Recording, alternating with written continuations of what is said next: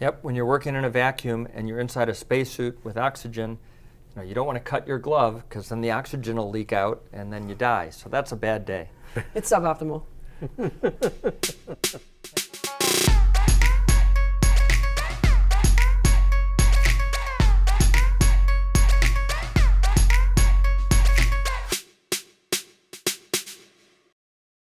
Hi, I'm John Grunsfeld, NASA astronaut. Hi, I'm Christy Hansen, NASA astronaut trainer for spacewalking and flight controller.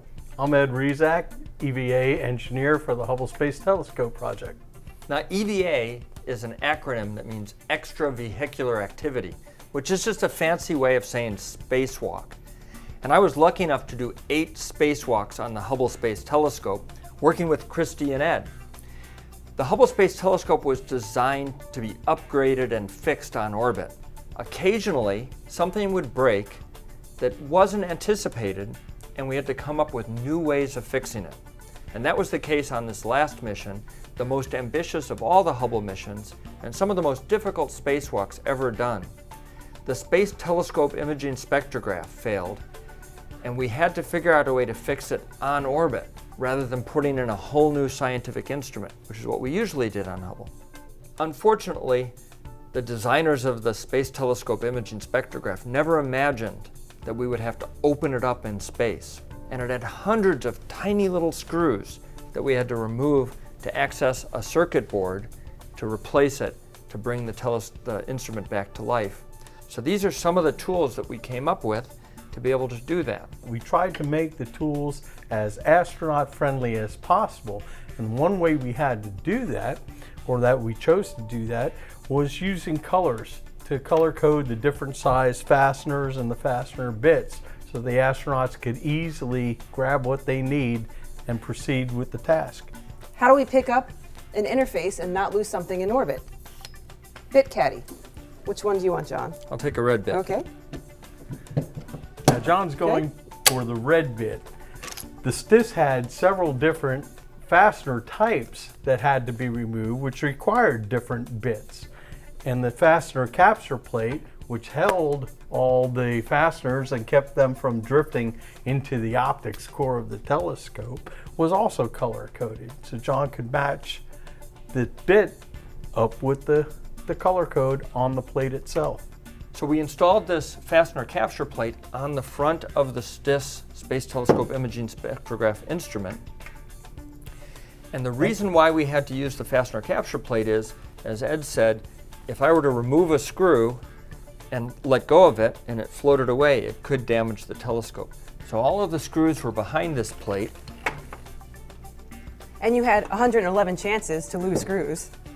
And you would insert the bit through a tiny little hole on the Fastener Capture Plate, engage the head of the screw, undo it, and then when you take the bit out, the screw would float around inside of this little cavity, and the screw was big enough that it wouldn't fit through the hole, and then repeat 111 times. And how do we track all of that, John? Well, like any good spacewalk, we had a set of procedures that you helped write. Exactly. So we had a whole ground team associated with developing the procedures, capturing all the requirements, and flying as an EVA spacewalking checklist on orbit. So when John and Mike Massimino, who actually performed this task on spacewalk number 4, removed each one, we had a requirement that he actually read to the ground, okay, I'm releasing screw number 1, and we would all be on the ground, check screw number 1. Now screw number 2, 111 times to make sure that everything was fully released so that when he went to remove the interface, nothing was stuck. It wasn't stuck onto the telescope. Really amazing, all the complexity to do something as simple as removing hundreds of tiny screws so that we could get access to the circuit board and use another tool to pull it out, put a new one in, put a new cover on with no screws that locked on, and bring that instrument back to life so it can continue looking at black holes and the distant universe. Really pretty amazing. All worked out great. And in addition to what John said, the astronauts had to be trained on stay away from this, don't touch that. They're taking something off and handing it off to another astronaut. They have to make sure that they don't cut gloves in the process of doing those transfers. So all that is designed and trained into the repeated training tasks so they have this muscle memory to be careful every single time.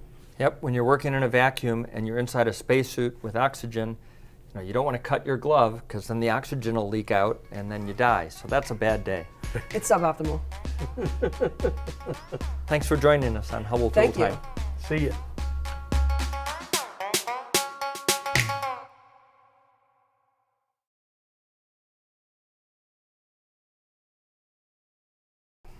I like all the pretty colors.